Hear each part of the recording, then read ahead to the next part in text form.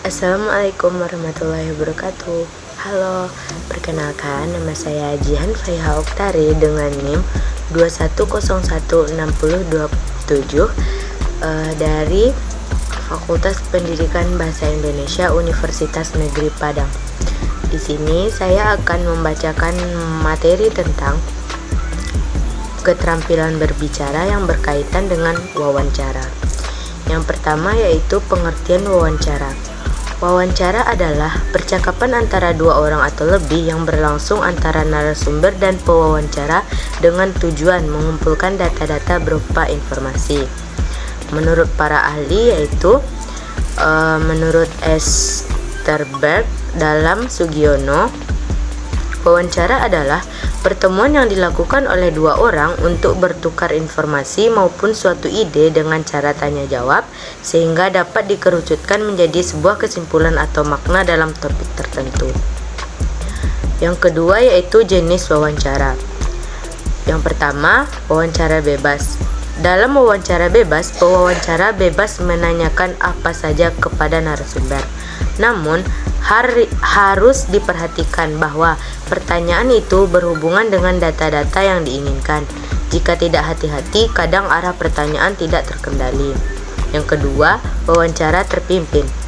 Dalam wawancara terpimpin ini, pewawancara sudah dibekali dengan daftar pertanyaan yang lengkap dan terperinci. Yang ketiga, wawancara bebas terpimpin. Dalam wawancara ini, pewawancara mengkombinasikan wawancara bebas dengan wawancara terpimpin. Yang dalam pelaksanaannya, pewawancara sudah membawa pedoman tentang apa saja yang akan ditanyakan secara garis besar. Yang ketiga, selanjutnya, jenis pertanyaan dalam wawancara. Yang pertama, pertanyaan terbuka. Pertanyaan terbuka adalah pertanyaan yang menghendaki jawaban yang luas dan bebas.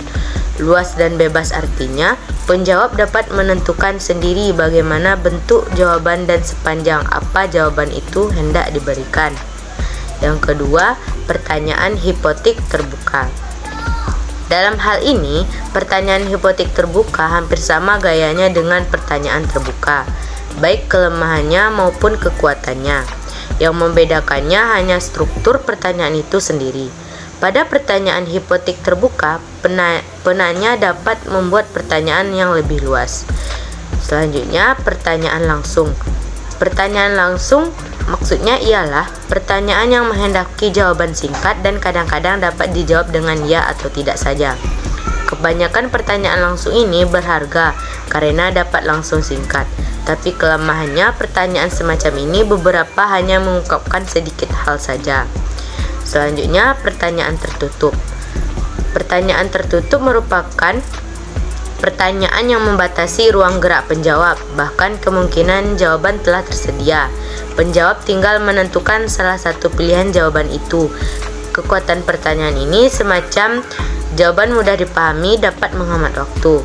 Selanjutnya, pertanyaan beban. Pertanyaan beban merupakan pertanyaan yang menimbulkan beban berat bagi penjawab disebabkan tidak ada jawaban yang benar, namun menuntut penjawaban emosional.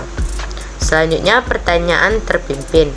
Dalam pertanyaan terpimpin ini merupakan pertanyaan yang sangat membantu untuk mengetahui sampai sejauh mana penjawab setuju dengan pendapat atau pandangan penanya yang diajukan sebelumnya. Selanjutnya, pertanyaan orang ketiga. Inti dari pertanyaan orang ketiga ini adalah isi pertanyaan yang diajukan seolah-olah merupakan pertanyaan yang datang dari orang ketiga. Kemudian jawabannya pun sepertinya untuk orang ketiga. Selanjutnya, praktik wawancara. Pertama, menentukan topik wawancara. Kedua, menentukan tujuan wawancara. Ketiga, menyusun daftar pertanyaan.